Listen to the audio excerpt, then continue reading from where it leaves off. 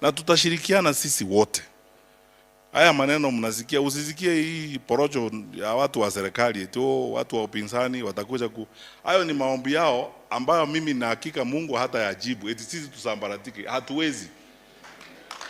Tutaendelea kuzungumza pamoja, tunafanya kazi sisi wote pamoja, tunazungumza na wale ndugu zangu wengine, Mheshimiwa Kalonzo Musyoka, Mheshimiwa Rigathi Gachagua, Mama Martha Karua, ndugu yangu Eugene Wamalwa, ndugu yangu George Natembeya, na wale wengine wengi viongozi wa vyama ambao wako huko akina Peter Munya wa PNU.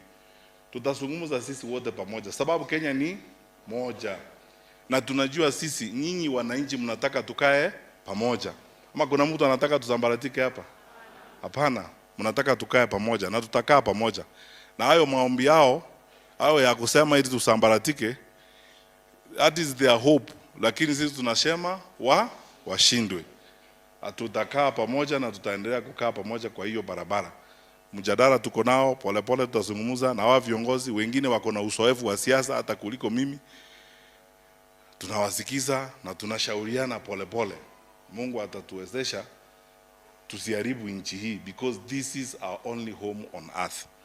Na tutahakikisha kwamba safari hii tutaenda moja kwa moja mpaka mwisho, tusaidie nchi yetu, tubadilishe maisha ya watu wetu.